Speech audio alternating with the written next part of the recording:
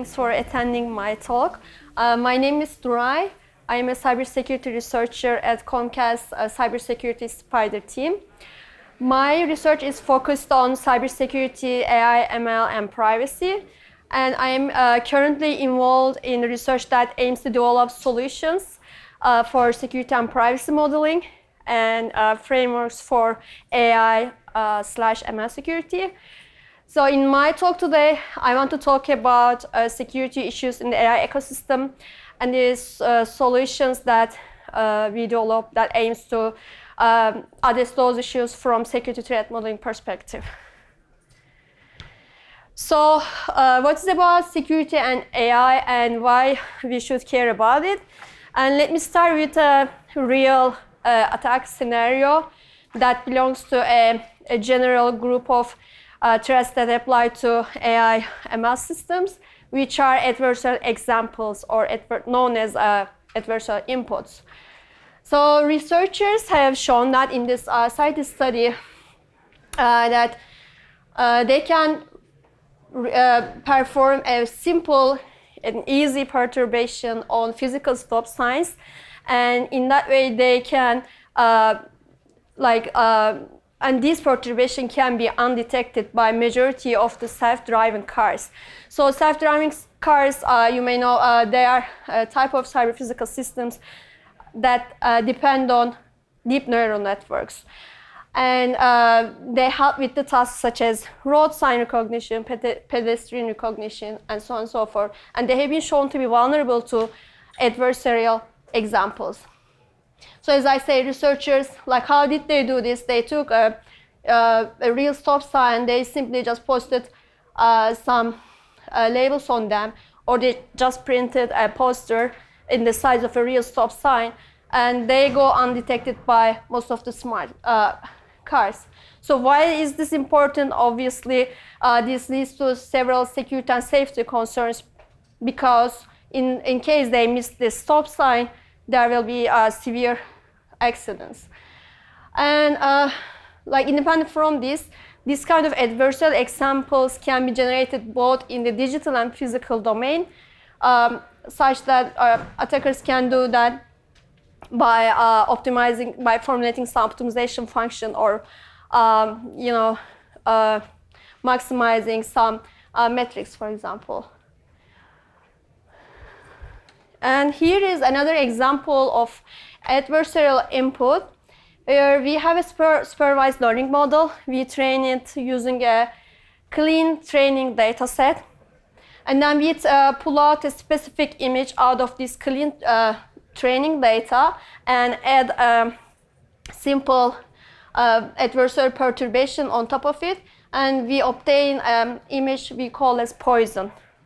If we inject this image back to the training data set and retrain our training model, then at the test time, all the images of planes can be labeled incorrectly as frog. So this is an example of poisoning.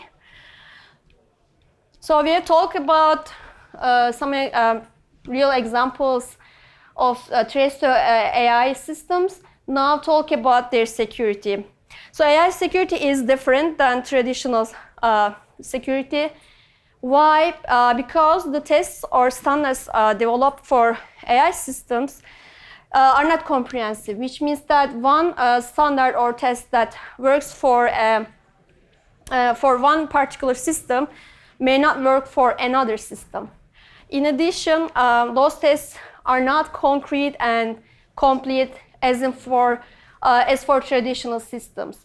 Like, they are not exhaustive. We don't have a final set of predefined test cases for AI models. And finally, we don't have a constituting testing concept for AI models, because it's challenging to test the separate parts of AI models. Rather, we test them at an abstract or at the model level itself. We don't divide the model into several parts. We test it as a whole. So as a result, we can say that testing these systems is challenging, and we really don't know enough about how to secure these systems.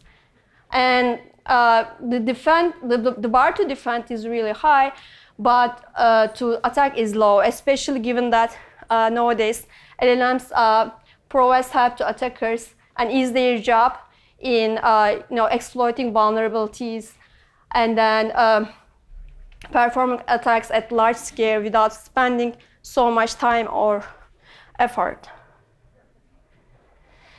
So this is the high-level categorization of security issues with AI/ML systems. So there are two types of problems. One is we can use the AI/ML models to launch some attacks, and the second one is we can attack these models themselves. So let's talk about the first category, which is about using these systems to create some security attacks.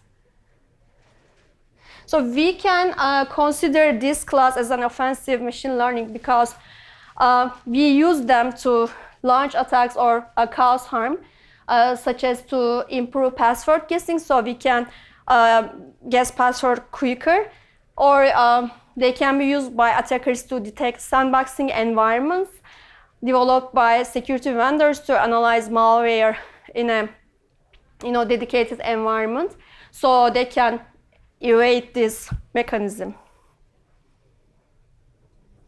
So the second category is attacking these models themselves, which we can call as offending machine learning. This is the first kind of ML-specific CVE. So I'm sure some of you or most of you know about CVE, but just let me give a quick reminder. So CVE stands for Common Vulnerabilities and Exposures, and it's a list of publicly known vulnerabilities. And CVE system provides a means to detect vulnerabilities and share the knowledge among organizations and the public. So coming back to this first ML-specific CVE, they performed an attack on a machine learning system that was built by a company to detect phishing emails, such that they built a copycat machine learning. They built the copycat machine learning classification model, and they used this to gain insights about the detection approach and to craft better phishing emails. So this second category I mentioned is the scope of my talk. So in our research, we focus on offending ML stuff rather than using it to, launch attacks. So we talk about different security issues about AI/ML systems. Now let's talk about what can we do to secure these systems. And I have some high-level generic actions we can take. So first of all, we need to ask ourselves if we really need AI or ML to solve a problem we have at our hand. So if we don't need AI to solve a problem, we really don't need to complicate things from a security standpoint. So for example, for traditional security methods such as firewalls or setting up access privileges may work really good than writing a complicated AI model to calculate the trust score of users and provide privileges based on that trust score. The second one is based on our risk appetite. We need to think about if we want to build our own AI applications or we want to get them built over third parties. So if we build them ourselves, the advantage is that we will have control over the application in terms of security. But the disadvantage is that the responsibility will be ours in case of a security incident. And the second approach, using a third party for getting our AI applications built, it has the advantage that if a security incident happens, we can transfer our risk. But the problem is there we don't have control over their application. So in case of a third party, we need to approach security differently. So we need to have some processes or mechanisms in place to oversee the onboarding of third-party applications and their security. So number 3 is about following standards and guidelines. They are important, so we should follow them. Just to understand why they are important, if you look at this plot, we see the number of standards that are published for AI security over the years, and we observe an increasing trend in the number. So this is promising and a positive sign. And standards also important because they establish the baseline for security practices. But it's not just enough to follow these standards and guidelines. Why? Because they may not be covering all the security risks related to AI applications. Plus, they may not cover how we do not implement them correctly. Also, this AI ecosystem is evolving dynamically and continuously, so there may be new unforeseen threats that may not be covered by standards and guidelines. So we need to go beyond them. And then number 4, we need to have processes for securing AI ML applications that includes these 4 sub-processes or areas. So first of all, we need to identify which applications or components we have and where they reside. And following that, we need to rank them based on their criticality or risk, so that we can decide which application we will do the threat modeling first. So for example, if we have an application that collects personal information, PI data, that will be more critical than a code that carries web configuration. So we want to threat model the first application before the other one. And then finally, we need to verify the security of our AI applications through different means, such as performing static code analysis, adversarial testing, prompt engineering, and so on and so forth. So here, this third step, finding threats, is the step that we targeted with our open source project Guardrail. So to find threats to AI ML systems, we need to build a common threat AI library. So we have come up with an AI threat modeling library that we name as Guardrail. And the goal of using this threat library is to find unique threats to an application that is being threat modeled. So let's talk about the methodology we followed to come up with Guardrail, this AI threat modeling library. We performed an extensive literature review to find the potential threats, unique potential threats to AI ML systems. So first of all, we searched through digital libraries to find academic resources, and we performed Google search to find documents, reports, or posts that from credible resources in the industry. And then we obtained an initial set of resources. Since this, the frameworks and the libraries in this initial set of resources included many different taxonomies of threats, and they had many different variations, so there wasn't a common language in them. We needed to set some inclusion criteria to reduce them, actually. For example, we excluded some resources that provides suggestions or that discusses threats at an organization level or at the country level, rather than focusing on application level threats. So this gave us 14 resources, and I will share the references at the end of my slide to these resources we used. And from these 14 resources, we listed out every thread, basically, which gave us over 400 threads. And the next step was to sort and filter the unique threads from these 400 threads, because there were some repetitions, for example, and there were some threads that are not related to AI or ML or not security specific ones. So as a result of this sorting and filtering step, we had a unique list of threats that applies to AI ML systems, security threats. And after we had those definitions of threats, we converted them to questions, threat modeling questions. And we moved to the classification stage, where we assign different questions into different categories. So we categorize questions based on the application type, and then further categorize them based on the application component. And I will talk about this in more detail soon, so I'm just skipping that part here. Following the classification, we performed a qualitative analysis on our questions.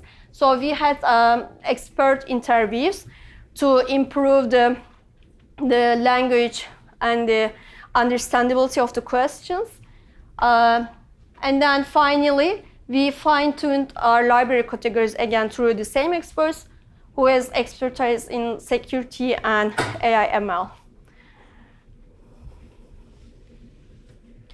So as I mentioned, we categorized our questions in different categories, and there were three.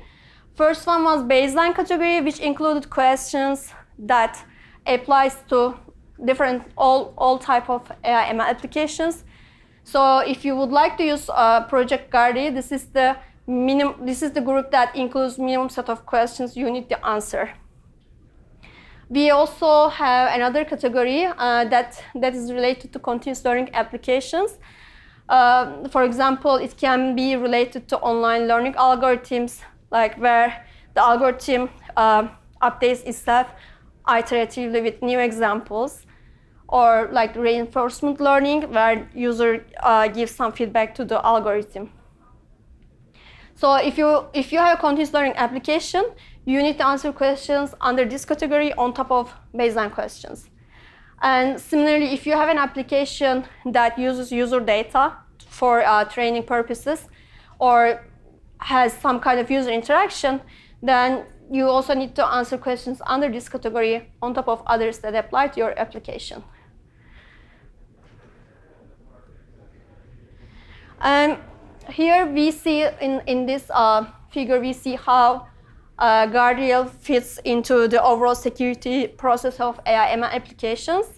So if you have an AI ML application, you first need to start with general privacy and security checks, and then you need to move on to AI-specific threats. So for checking AI-specific threats, you have two options. You can do it manually, or you can do some automated testing using some adversarial robustness testing tools. And our focus in Project Guardian was more on the manual threat modeling side. So the blue part is the contribution of this project. So as I mentioned already, we had 3 different categories of questions, and we further classified them into subcategories based on the application component. In other words, where in the application a threat can emerge from. For example, it can be data, model, artifact, or system/infrastructure.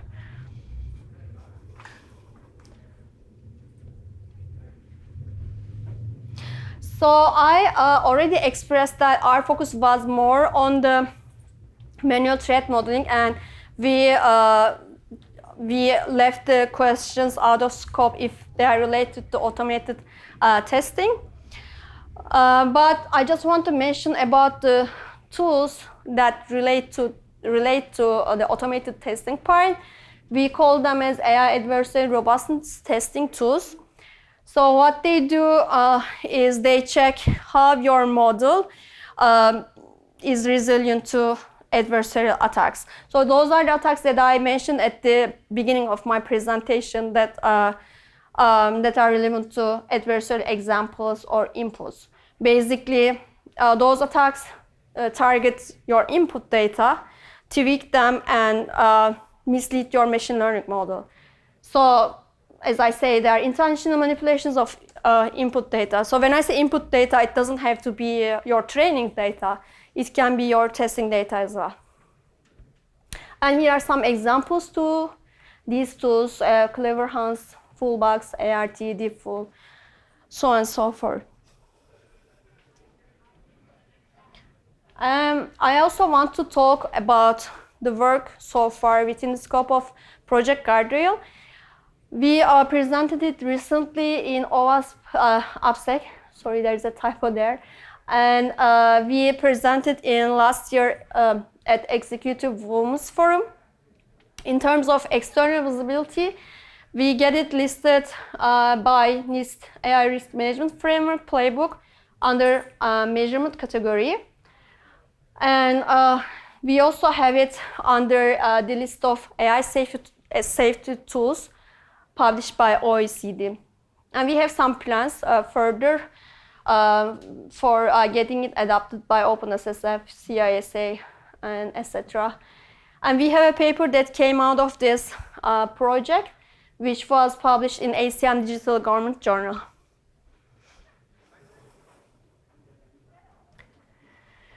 So here is the future work we plan for Guardrail. I mentioned that the automated testing part was kind of out of scope, but we want to focus more on this, and we want to review, summarize, and define some adversarial attacks. Of course, we have some knowledge base, but we want to make it more systematic, and we want to review tools that we can use for testing those adversarial threats, and we want to relate those tools with the questions under Guardrail.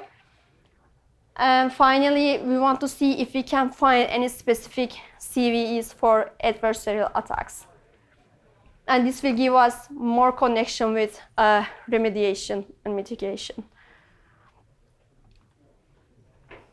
So these are some of the 14 key libraries I mentioned earlier that we use to build our threat modeling library. So feel free to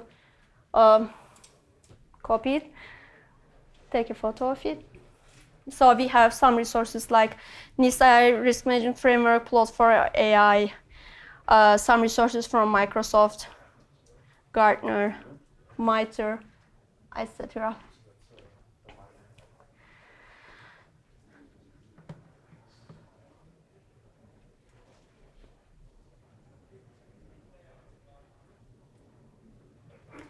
Yeah, that's the end of my talk, actually. Thank you for listening.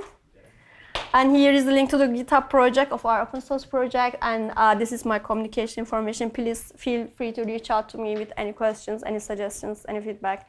Thank you so much for listening again.